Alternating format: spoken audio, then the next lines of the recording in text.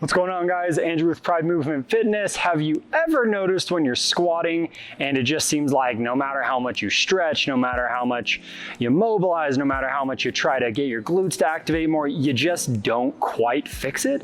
For example, when you're squatting, if it looks like that, this is another thing that you can actually do to fix it. Foam rolling, most people are pretty familiar with it.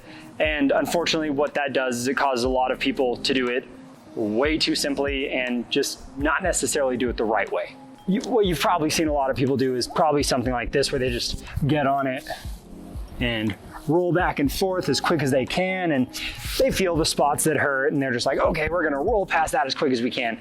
What you actually wanna do is find that spot, run the entire length of it, stick at the spot that's painful, and then continue moving on and finding more. So I'm gonna give you an example.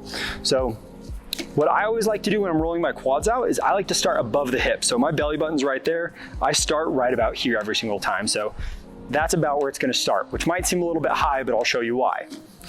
So when I start here, that first part that I move into is going right into the hip flexor, or the psoas.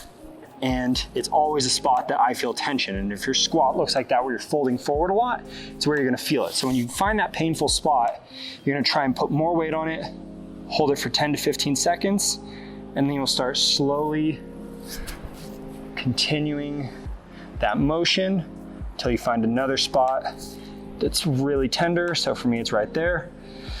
And again, creating that pressure, holding that spot for 10 to 15 seconds.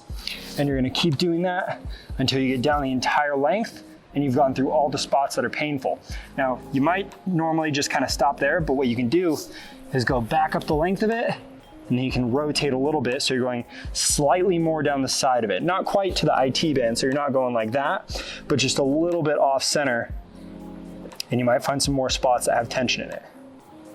So again, you're trying to find the spots that are painful and to sit in those until it actually goes through. And one thing I really want to stress is when you find those painful spots, you don't just want to tense up your face. When you tense up anything, you tense up everything. And there's a ton of ways that you can test that, but just trust me, try and keep relaxed. I know it sounds tough, breathe through it.